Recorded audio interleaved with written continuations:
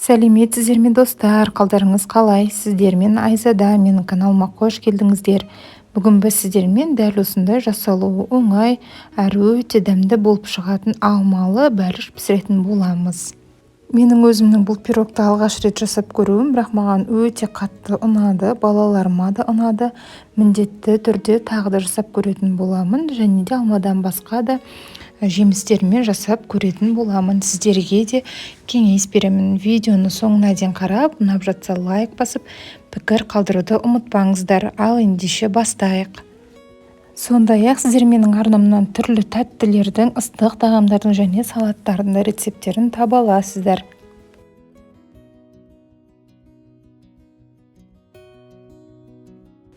Қамыры бізде жылдам дайындалатын болғандықтан ең алдымен салмасын дайындап бастаймыз. Ол үшін кез келген алманың түрін дәл видеода көрсетілгендей төрт бұрыштап турап аламыз.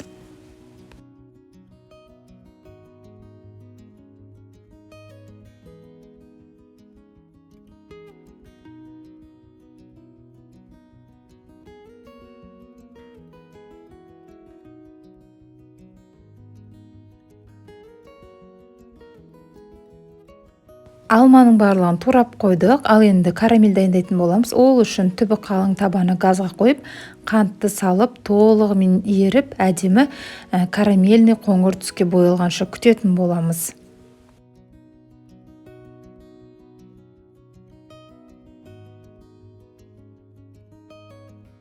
Қантымыз дәл осындай әдемі болып ергеннен кейін үстінен сары майды салып, сары майымыз толығымен ергенше жақсылап араластыратын боламыз.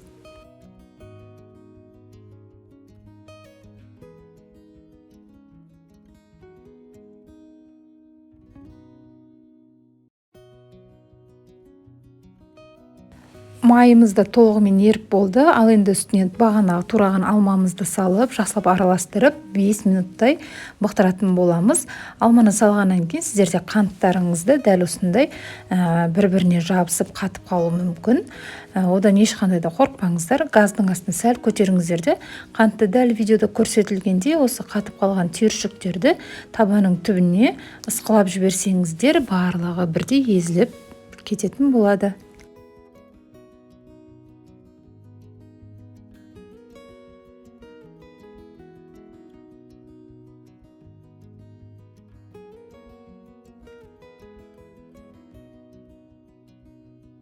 Көріп тұрғандарыңыздай түйіршіктеліп қалған қанттарымыздың барлығы біркелкі еріп кетті, және сол қанттарымыздың барлығы еріп болған уақыттан бастап алманы орташа отта 5 минут бұқтырамыз.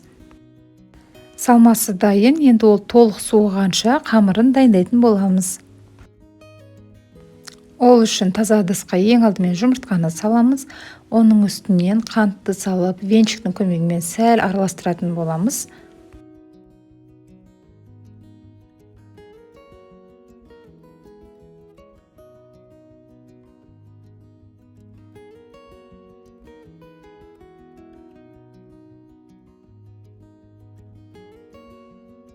Одан кейін бөлме температурасында еріп тұрған сары майды салып, ары қарай араластырып жалғастырамыз. Барлық керек заттарды видеоның астында описание бөлімінде толық жазбаша қалдыратын боламын. Жаңадан келген оқырман каналыма подписаться тетігін басып, тіркеліп, қазақша контентімнің дамуына үлес қосуыңызды сұраймын.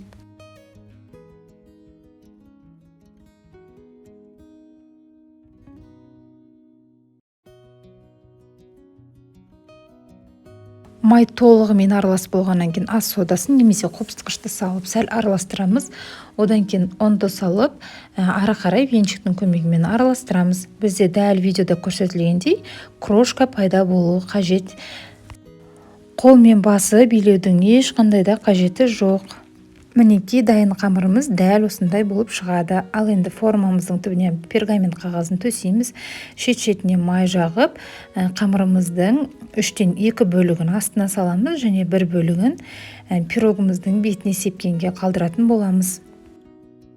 Ал енді осы қамырды қасықтың көмегімен формаға тығыздап шығатын боламыз.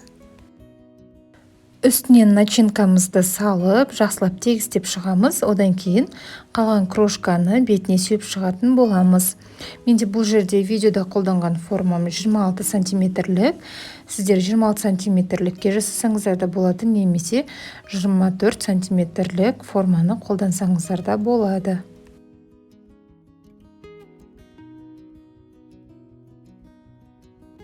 Ал енді алдын ала қызып тұрған пешке салып пісіретін боламыз. Оңай әрі ерекше дайындалатын пирогымыз дайын, өте нәзік, өте дәмді болып шыққан. Барлықтарыңызға ұнайтыны сөзсіз, міндетті түрде жасап көріңіздер. Балаларыңызды да қуантыңыздар.